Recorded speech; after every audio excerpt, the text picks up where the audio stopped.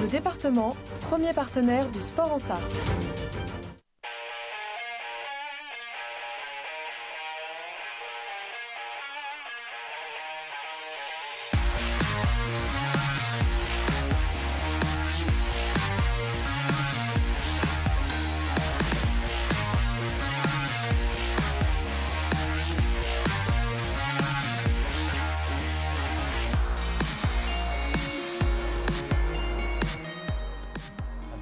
Bonsoir à toutes et à tous, très heureux de vous retrouver sur les antennes d'LMTV Sarthe. C'est l'heure de 72 Sport, votre émission sportive préférée bien évidemment. Regardez ce qui vous attend ce soir donc au programme de cette émission. On parlera dans un instant de basket. C'était la grande finale de la Coupe de France entre le MSB et le Paris Basket. Le résumé, le grand débrief dans quelques secondes. On fera également un grand débrief autour du match du Mans FC qui se déplaçait du côté de Valenciennes. Et puis le reste de l'actualité, un petit peu de basket, un petit peu de cyclisme du côté de la chapelle Saint-Aubin près du Mans. On parlera également de handball. Tout ça, c'est au programme donc aujourd'hui de 72 Sports. Mais on commence comme chaque lundi avec l'info à la une.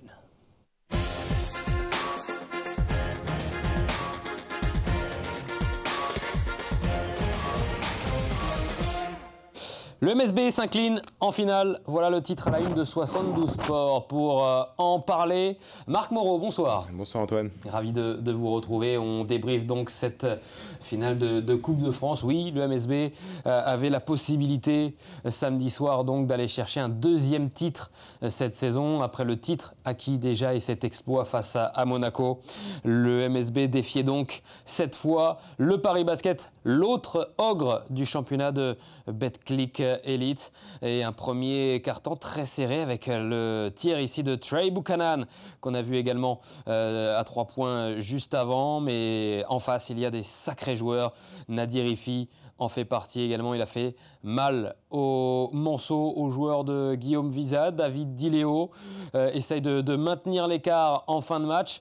Le MSB qui va y croire jusqu'au bout. Noah Penda va inscrire un 3 points important pour essayer de recoller, même si les Parisiens ont pris déjà plus de 10 points d'avance.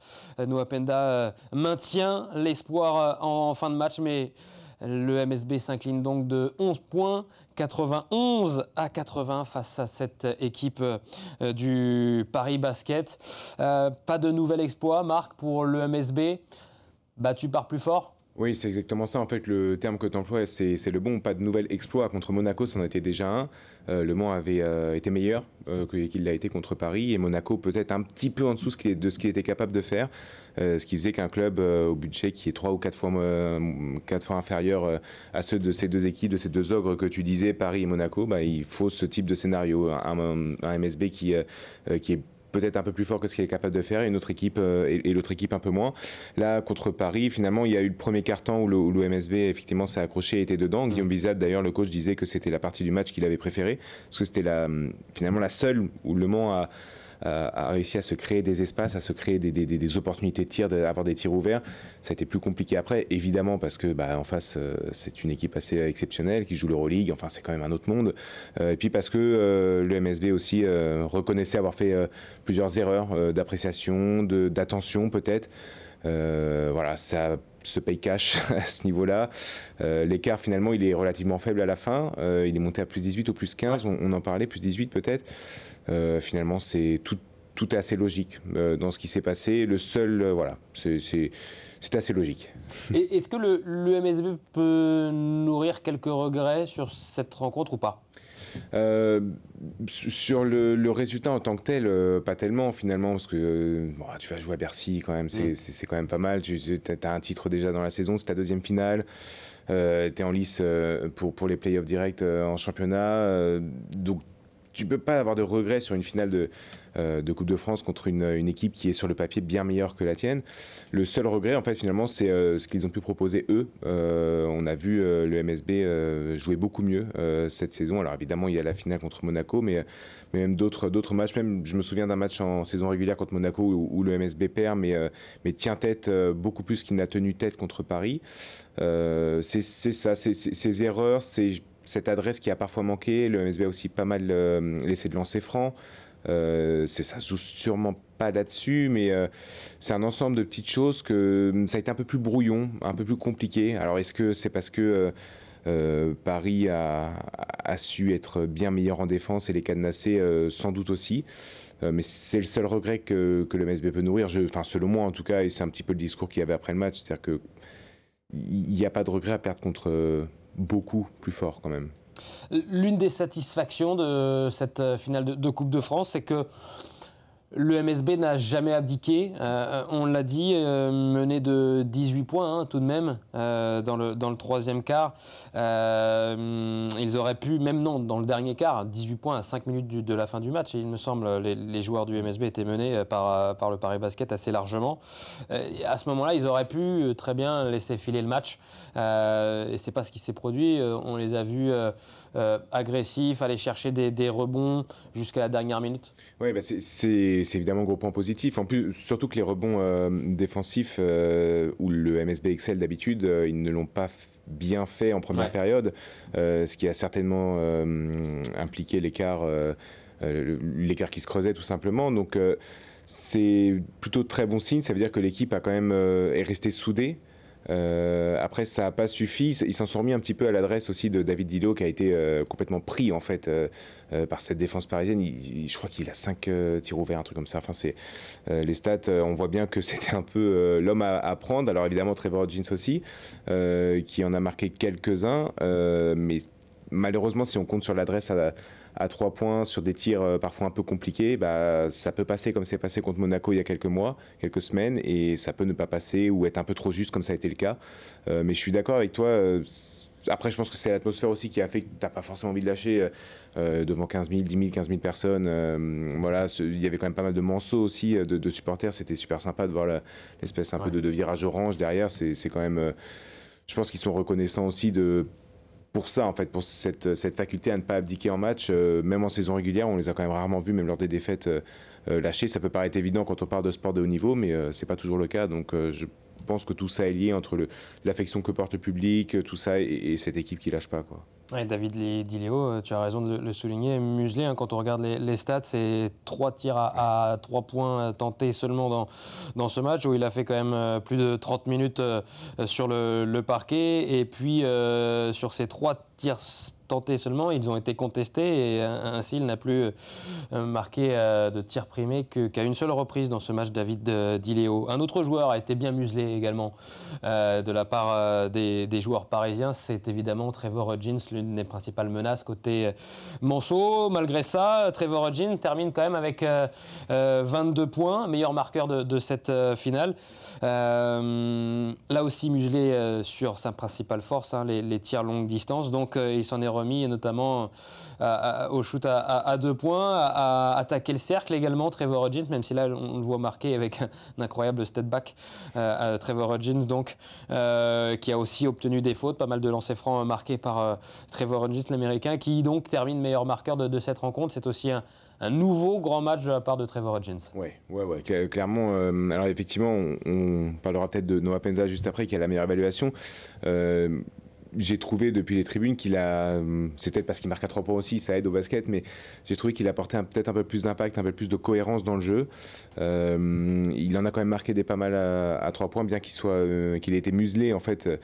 Je l'ai encore en fait trouvé très bon. Alors en défense, il est vrai que c'est pas forcément son point fort, et Paris a joué dessus clairement. Je trouve quand même que je pense que l'écart aurait été différent sans un joueur comme lui. Au-delà des 22 points qu'il marque, je trouve que c'est un peu j'emploie souvent cette expression, mais un peu la pierre angulaire de ce 5, quoi, vraiment. 8 lancers francs marqués sur ces 9 lancers francs, donc Trevor Hodgins. Et tu en parlais, Marc, et effectivement la belle prestation donc de Noah Penda.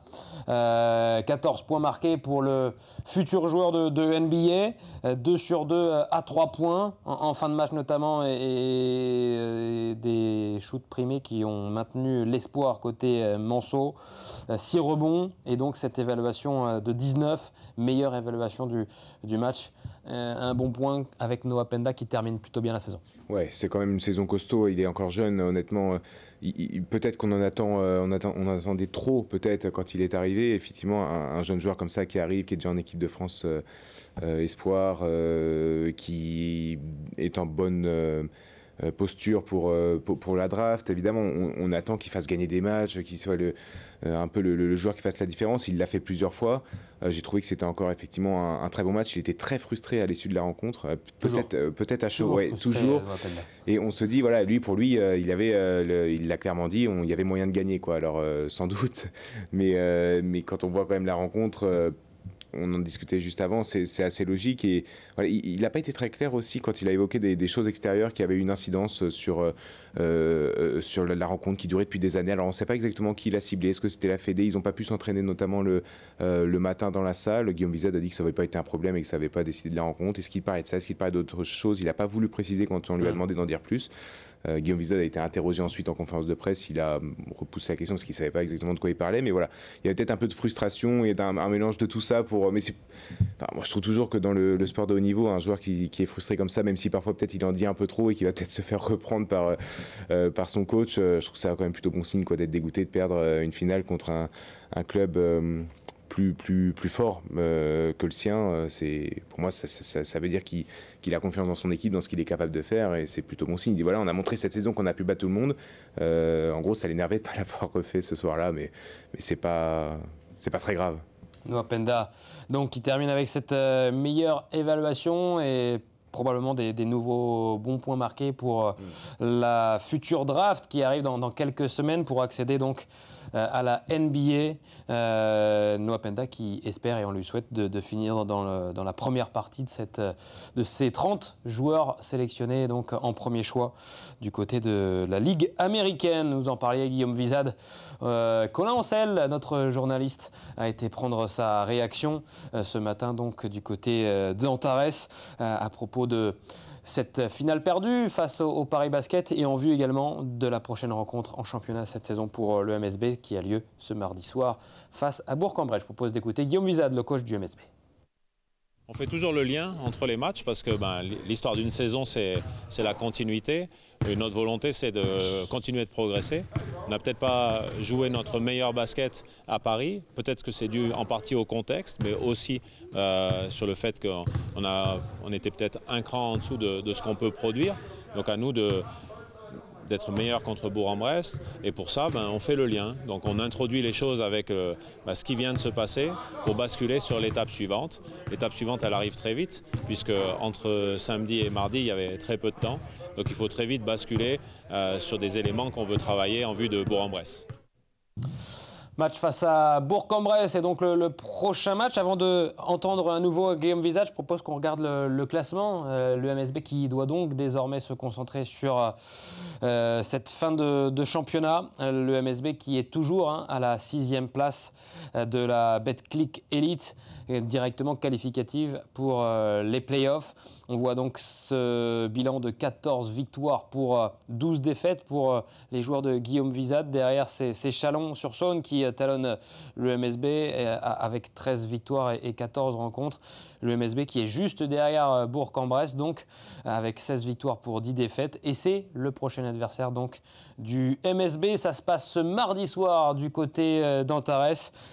Et pour s'imposer, il va falloir rebondir. Justement, le MSB est plutôt bon quand il s'agit de rebondir. Je vous propose d'écouter Vizade Monsieur Vizade, plus correct, à ce sujet.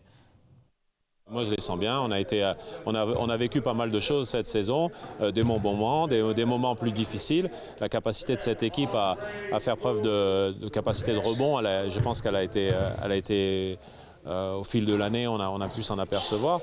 Donc là, on est à nouveau testé là-dessus. Donc à nous de répondre présent dès demain. Le MSB donc face à Bourg-en-Bresse, ça sera ce mardi soir du côté d'Antares. Vous pouvez encore prendre vos places, il en reste quelques-unes, mais on attend une salle à guichet fermé très certainement, donc ce mardi soir à Antares. Le coup d'envoi de cette rencontre qui sera donné à 20h. Il y aura ensuite 3 matchs pour les Monceaux pour finir cette saison. Un déplacement du côté de Saint-Quentin. La réception ensuite de l'Asvel, l'actuel deuxième du championnat. Ça sera donc Lyon-Villeurbanne le 12 mai prochain à 20h. Et puis le dernier match de championnat pour les joueurs de Guillaume Vizade, ça sera face à La Rochelle, le dernier du championnat. Donc voilà pour cette page autour du MSB. Marc Moreau reste en plateau puisqu'il va débriefer en notre compagnie la rencontre du Mans FC. On parle football dans un instant, vous l'aurez compris, après une courte page de publicité. À tout de suite.